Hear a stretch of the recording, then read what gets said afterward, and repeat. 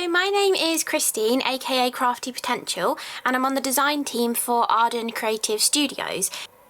And today we're going to be playing with the brand new vintage Christmas collection from Kathy Shuttleworth, who you might recognise her name from designs such as Pink Ink and also paper cuts as well. And we're going to be playing with some of her beautiful stamps, the stencil, and a few little bits of the ephemera pack as well to create 3 backgrounds for cards, but I have created them here in some gorgeous blue tones, but I'm going to show you how you can create in the same colour scheme as the whole vintage Christmas collection, so anything you create will match with all of the beautiful patterned papers as well.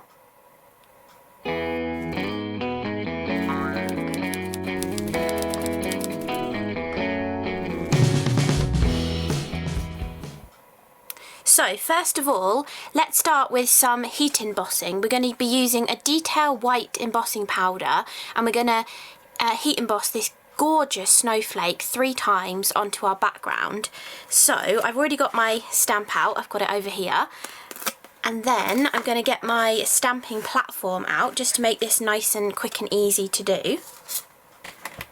And we're going to place our cardstock into here and just position our snowflake sort of maybe like 3/4 onto the card in that sort of top left section, not right in the corner but just sort of towards the top left. Then I'm going to secure my cardstock down with my magnets, pick up my stamp with the lid of my stamping platform, and then I'm going to use anti-static powder all over my cardstock, mostly just in this area we're stamping because we're going to be touching the cardstock as we move it and move the stamp around, so we're going to have to apply this each time, but I just put some in that top corner for now. Then I'm going to get my piece of scrap paper ready for our embossing powder. So I just like to take a piece, fold it in half, and then I've got it ready at the side for when we use our embossing powder. And then we want to take our Versamark ink pad or any clear sticky ink pad that you like to use and ink up our gorgeous snowflake image. And then press this into place. And I do like to do this twice just to make sure we've got a really good image on there. There's so much detail in this stamp. It's really nice to get all of it when you're stamping with it. Although if you do miss any pieces, it actually doesn't matter because it has got that distressed feeling to the stamp anyway. So we've got our first one on there. Now we can bring in our scrap paper, take our detail white embossing powder and sprinkle this over. Tap off any excess and you can see we've got that gorgeous snowflake just there. I have got a little bit of excess powder over here, which I'll just take a paintbrush and wipe that away.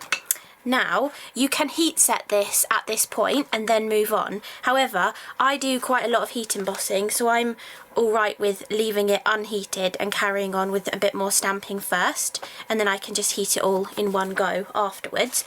But if you would rather, please do heat emboss that now. So I'm just going to position my magnets carefully so that I'm leaving this area over here open. And then I'm going to pick up my stamp. Doesn't matter that it's dirty because it's only clear ink that's on here, and I want to position it in a different position so you can kind of tell on the stamp where the sort of sparser area is. So I'm just going to twist it into just a little bit of a different position just so it doesn't look like we've just sort of gone duff duff duff when we're stamping. So I've got that in position. I'm going to pick it up with the lid of my stamping platform again. I'm going to put another magnet just there, and then I'm going to take my anti-static powder again and put that down on the card. This just helps with such fine detail stamped image, and also with the fine detail embossing powder. It just helps there, you know, to get a nice crisp clean image without having to knock off extra bits of powder that might have static to your card. Makes it so much easier. So we can ink that up again, press it into place, ink it up a second time, press it down again, and then remove the magnets, pick up our card and add our embossing powder again. tapping the card to get off any excess, and then you can see we've got our second beautiful snowflake just there, and there's a tiny bit of powder just over here. It's just clinging to where the magnets were really, so we can just brush that off out of the way. Put the rest of our powder back into our pot, or please do heat emboss that right now if you would rather, and then carry on. And then we're going to do one final impression on here, just a little partial snowflake to fill in this little area. Sorry if it's a little bit difficult for you to see, but hopefully you kind of get the gist of what I'm doing. So we're now just going to take the stamp again, rotate it a little bit so we're again not doing sort of 3 in the same position. Add that on about there, I reckon, and then just use our magnets to make sure the card is going to be held down firmly. Pick that up again, use your anti-static, being careful just to put it just where we want to stamp, because we have got unheat embossed embossing powder right here. And then we can ink that little portion of the stamp up, press it into position, ink it up again, and then press it into position again. So now we can remove this, get our scrap paper again, put our final bit of embossing powder on, tapping off the excess, and then I will heat set this and come back to you. So now we have our stunningly detailed snowflakes on here, all heat embossed, and this is going to act as an embossed resist when we're inking over the top of this. But as well as doing an embossed resist, which is going to be for this card, I also want to play with Kathy's stencil. So she has this beautiful frosted flake stencil that you can actually use in one direction, rotate, lock those little that little circle into position, and you can actually repeat this and turn it into a really large, beautiful frosted snowflake. So, because we're going to be doing a little bit of stenciling and we're going to get inky and messy, I'm actually going to bring out my Magnetic Crafters platform for us to work on. Any magnetic platform that you have will work really nicely, or you can just use the base of your stamping platform as well. You don't actually have to have something specific that is for this kind of purpose. You can definitely just use the base of your stamping platform. So let's run through colours first. So these 3 cards that I have actually already created, if you're interested in this colour scheme, I was using oxides for all of these. I used Tumbled Glass, Stormy Sky, Faded Jeans, and Chipped Sapphire, so all just beautiful blue tones. You can get away with just a couple of tones as well, but I just have this many in my stash, so I like to use them all. But for the actual colour scheme that goes with Kathy's beautiful collection, I've actually chosen some obviously more brighter colours that go along with it. So I've got Faded Jeans again, Peacock Feathers, Mowed Lawn, and then I've picked out 2 purples. I've gone with Seedless Preserves and Villainous Potion. It's kind of like a mix of the 2 would make the perfect purple, but I think having both of them in the mix does work really, really nicely for a colour scheme, because I have already had a play with this colour scheme trying to recreate this sort of card here, but matching it to one of the beautiful ephemera pieces using the colours. So we will recreate this background. I'll show you exactly how I made that and how easy it is, but I wanted to play around and check that the topper did go really nicely with this colour scheme as well. So this is going to be a first using these colours for ink blending on these cards, but I think it will work really nicely and create a beautiful blended effect. So I'm going to situate all of my inks at the back here, just putting them in a sort of blended rainbow kind of order that will work quite nicely. Maybe move the green to one end and have the purplies next to the blue colours. Okay, so we've got our beautiful rainbow of colours up there. Then I'm going to take another piece of white card. My favourite size that I've been working on this whole time is 10 by 13 centimetres, a white piece of cardstock. And then we're going to take our beautiful stencil. And the great thing about having this circular point to line it up, you don't actually have to take a full 8x8 piece of cardstock and ink blend the whole of this. You can just position it wherever you want it to go on your card. I quite like having a diagonal going across my card, so when I did the original one, I positioned it in a diagonal like this across my card. So this time I'm going to do it straight up and down and show you that even though the dot is quite near the bottom of the card, you can still use it to get your registration correct. And I'm also going to offset it a little bit. So the first piece we do is going to have more inking than when we flip it round and do the second piece. And when you're doing this kind of stenciling, I'm going to put it right to the top actually, and then I don't have to mask anything up there. But with a magnetic platform, or if you're using the base of your stamping platform, you can use your magnets to hold everything into position, but our magnets aren't going to stop us going over the edge of the stencil. So you do want to also use some kind of masking tape, whether it's an old washi tape you don't like, a low tack tape for die cutting, or an actual masking tape, whatever you have to use.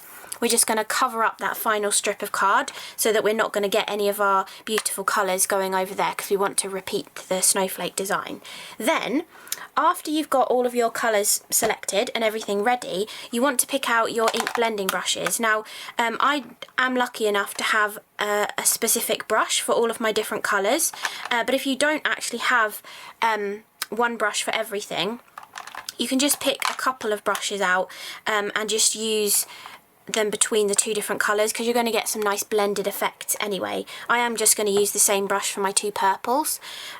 So to start this off, let's go with the blue tone. So we're going to start with some peacock feathers, because that colour will blend in with more of the colours in this sort of selection than if we started with the green maybe. So let's just start ink blending. The great thing about using small ink blending brushes like this as well is it's going to get into all of that detail within a beautiful stencil.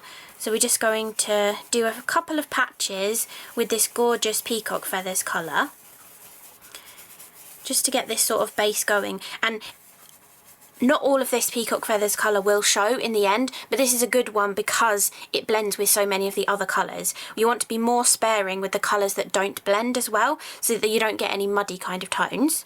Then let's do a bit of faded jeans, blending into that peacock feathers in a couple of areas. Don't forget, we're going to repeat more colours on the other side as well, so you don't have to make sure you've got equal amounts or anything of all of your different colours just with this side. Then let's do a little bit of green now. So let's go over here and get some of this beautiful bright green going, and maybe a bit more down here.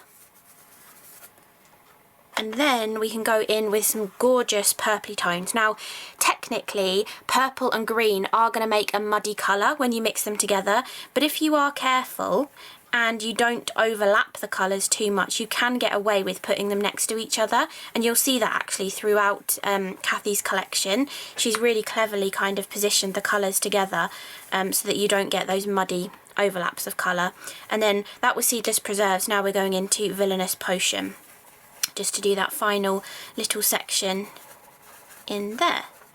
So now we've got that whole first side of our beautiful snowflake, we can remove our magnets, remove our masking tape or washi tape, whatever we've used, and then flip our stencil round. Now we're using the same colours, so it doesn't really matter about cleaning your stencil, but if you want to, you definitely can. And then what you want to do is you're focusing on this little dot down here in the design, and you're also focusing on the straight line within the design as well. So you want to line up that dot perfectly, and then you can kind of see through the stencil how sort of straight you're getting this design as well. So you can line it up really nicely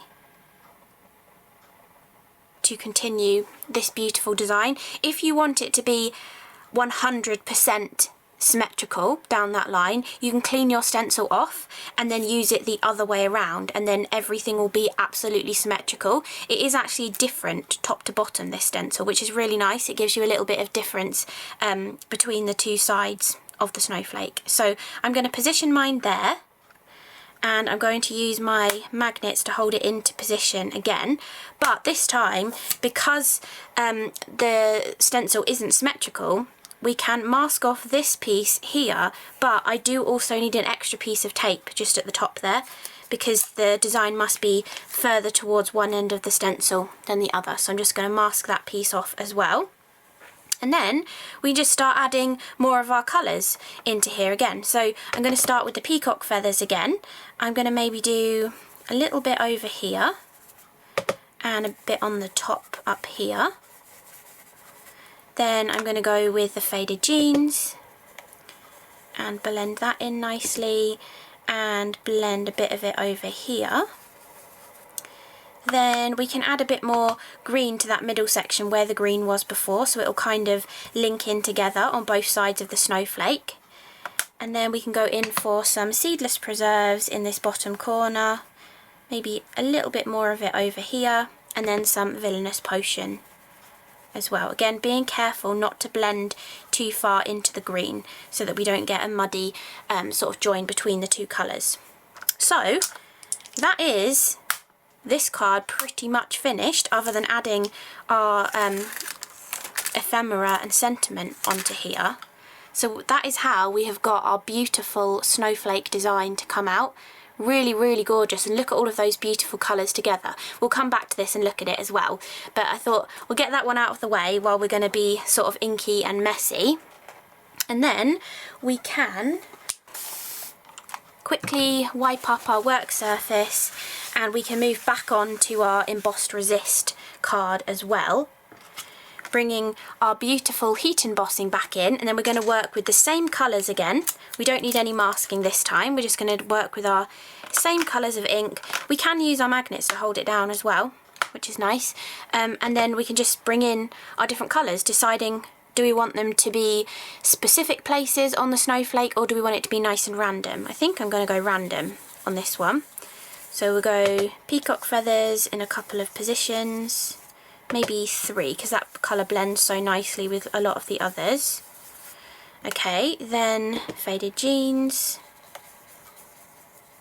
And once you've inked a place, you can obviously move a magnet over there. Just make sure to wipe the bottom of your magnets afterwards so that you don't then transfer ink onto your next project. And then we can just add some more faded jeans, like so. Then let's go with the mowed lawn. Love those two colours together, the peacock feathers and the mowed lawn. Really gorgeous combination, and a colour combination that you don't often think of for Christmas, especially bringing in the purples as well. It's a very unusual colour scheme, but it works so nicely for Christmas. It's really lovely. So we can blend in some seedless preserves. Now before we fill the rest in, are there any more colours that we want to balance across the background? I feel like maybe bring the seedless preserves down a bit further rather than adding a third section of it.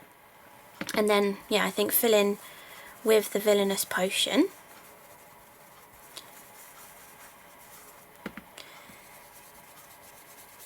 And because this time we're doing a background and it's a larger expanse, we're not just working through small little areas on a stencil, we can go back in with our other colours to help get a nicer blend between colours. So if we go in with a bit more peacock feathers, we're going to help make a smoother transition between our colours, which just, you know, gives you a much nicer blended sort of background on here. And I think we can try and go back in with a bit of green, but just not go too far onto the purple.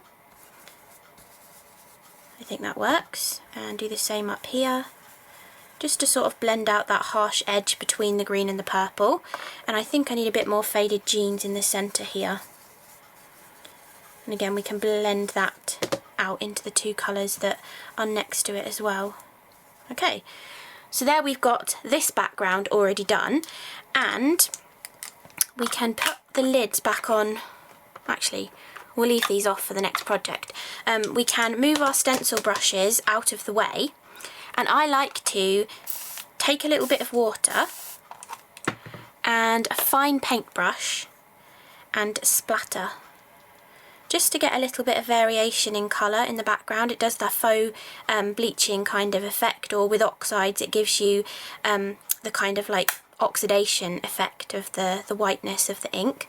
So we can just add that little bit of it all over the background, and then once this has dried we can buff off the embossing to reveal our stark white design that we heat embossed onto there earlier. So let's quickly clean all of this up, and while that is drying we can move on to our third sort of background using just this tiny little stamp from the beautiful Frosted Charm stamp set, and then we're going to use all 5 of our ink colours again. So for this you're going to want a piece of scrap. You can tell I was using this to make my previous one, but you're just going to want a piece of scrap paper because it saves you having to keep properly cleaning your stamp. If you just stamp it off a few times, it's perfectly adequate for then going into your next colour.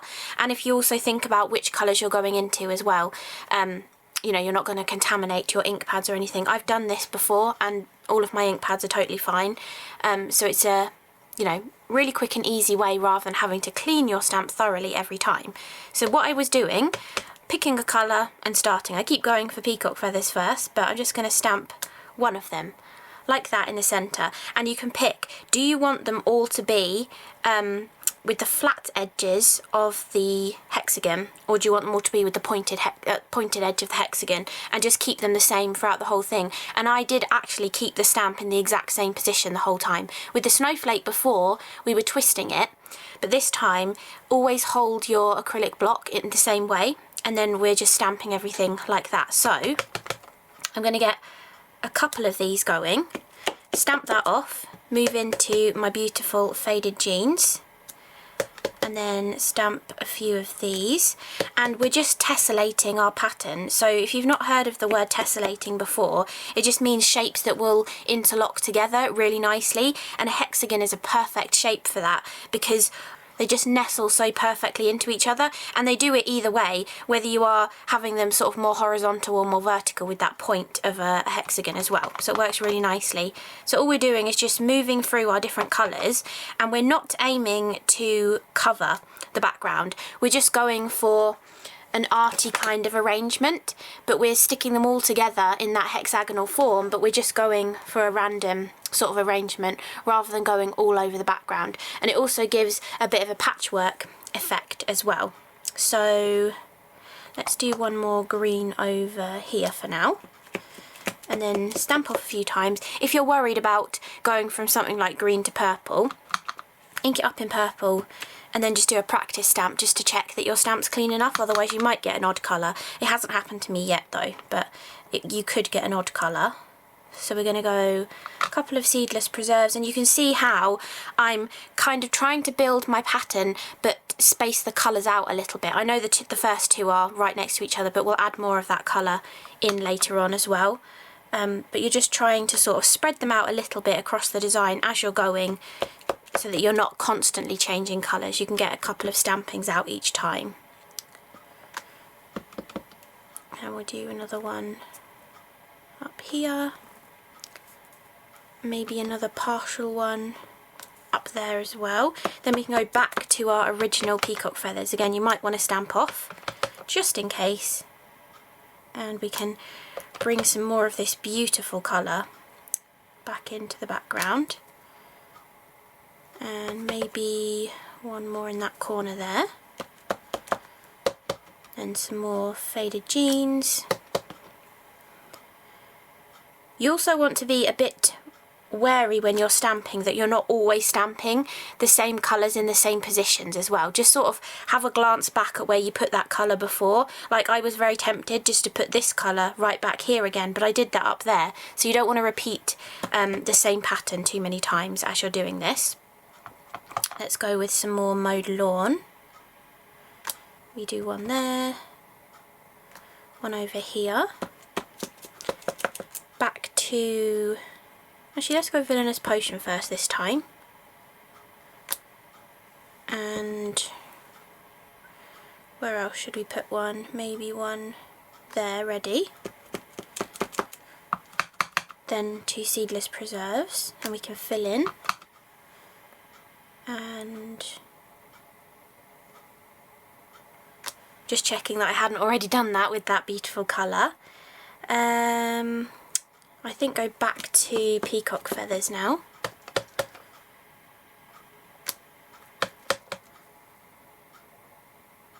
I think 2 together again would look nice. Okay, then more faded jeans.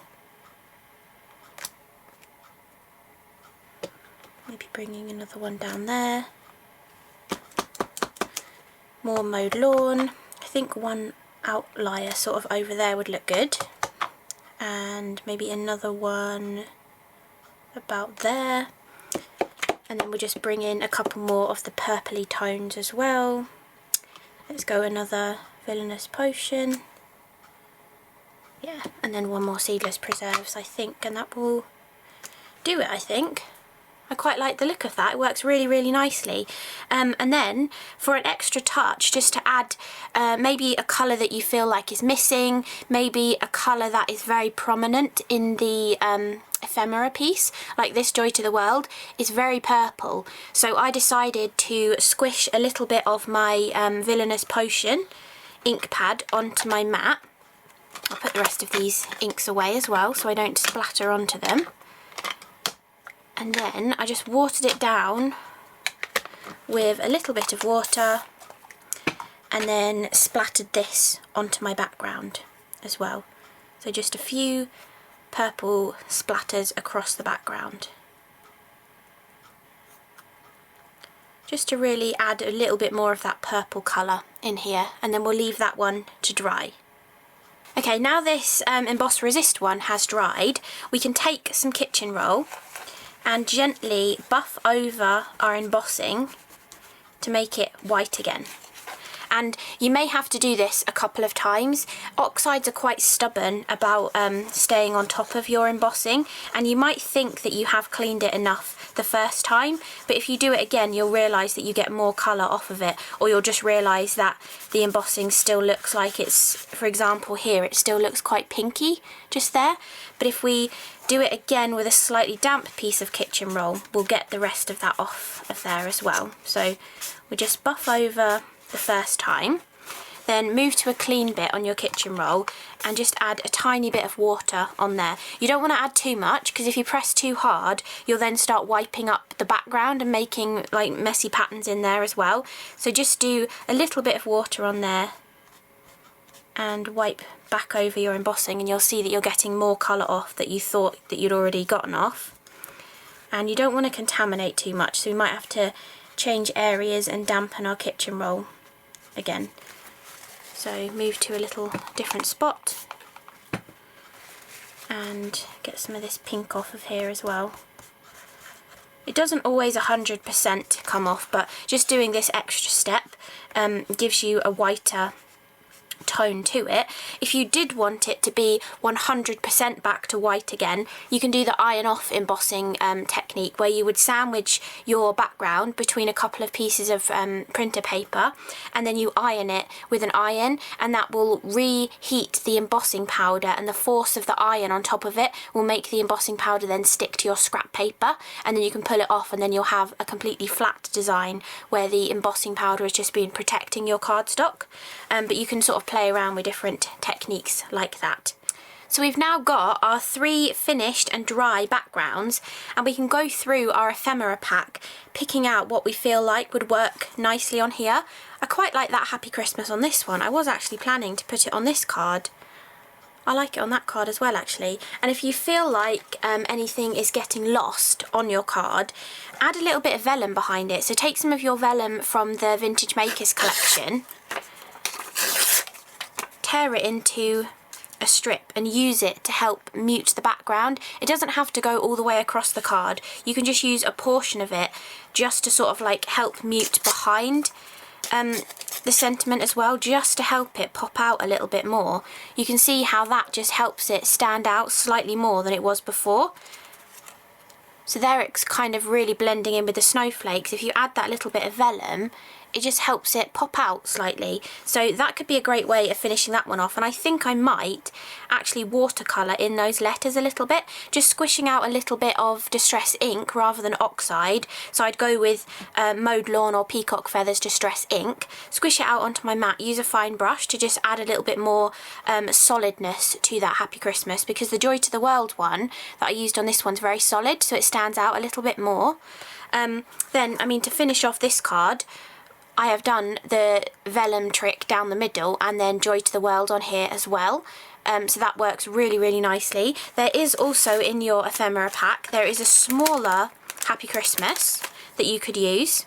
And there is also a smaller Joy to the World, and there is a smaller, well, there's two versions of the word Christmas as well. They don't quite go with this colour scheme as much. They've got more of a red tone in there, which I didn't actually bring into this colour scheme because I was picking out more of these toppers. Actually, the small Joy to the World, or actually the small Joy to the World would look really nice on that one. And that works nicely actually. I don't feel like you need any vellum on that one. That works really well on the corner of that card. But you can see here, you can alter your colours. To do this colour scheme, I'd probably go Seedless Preserves, Villainous Potion, maybe Festive Berries or Lumberjack Plaid, and then possibly bringing in some like ground espresso into there as well to get the brownie colour tones, and that would work really nicely for recreating another background like this.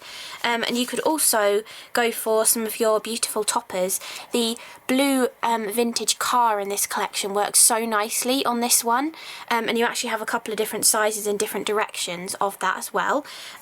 But for this greeny purpley sort of colour scheme, we could also add some of these extra topper pieces onto our project as well, and then you can easily switch up the colours and change it to go with more of the reddy tones in this beautiful ephemera pack too.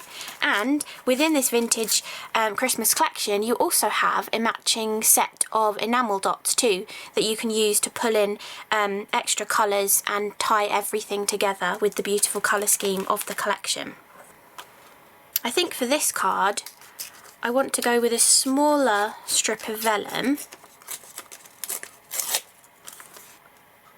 and just add that behind. I think that is going to just help that pop out, and I'll add that on 3D foam. I think add this one like this. I could even just come in with a second little bit of vellum here as well, just to get like a little bit of layering going on. I quite like that idea. So just tearing up a couple more little pieces of vellum to get a layered effect. I like that a lot. I will save that for another project, that piece of ephemera. And then I think this Joy to the World I'm just going to put on like that. So I'll quickly finish these off and then I'll come back. Okay, so there we have our finished cards in the beautiful vintage Christmas colour scheme using the vintage Christmas collection. So the original one that I did with the Joy to the World with a large strip of vellum covering the background, compared to a small strip of vellum not covering much of the background, using the Happy Christmas and actually doing a tiny bit of watercolouring with a couple of Distress inks in the similar colours, so Mowed Lawn and Peacock Feathers, for a little bit of watercolouring in there. So that's the sort of difference between those two. And then look at the difference between going with blue tones or going with the vibrant colours. It gives a totally different look to the same stamps, stamped in the pretty much exact same position on a background, and then just changing it up using one of the ephemera sentiments as the sort of main focal point of the card, and again watercolouring it in a little bit just to add a little bit of extra colour onto it. And then finally the gorgeous stenciled background. This one is just so simple, just the 5 colours through the stencil plus the smaller Joy to the World ephemera right in the centre, and how different does that look from the blue version with the gorgeous vintage car on there as well. Really, really gorgeous. And if you're wondering where the sentiments are from that I've used on the blue tones of cards, they are from Katie Petit's Season of Joy Christmas collection, which is also a brand new collection as well. So I hope you enjoyed this kind of tutorial video showing you 3 different backgrounds that you can create using the gorgeous Frosted Charm stamp set and Frosted Flake stencil from the Vintage Christmas collection, along with a selection of Distress Oxide inks as well. So thank you so much for watching, and I'll see you again in the next video. Bye!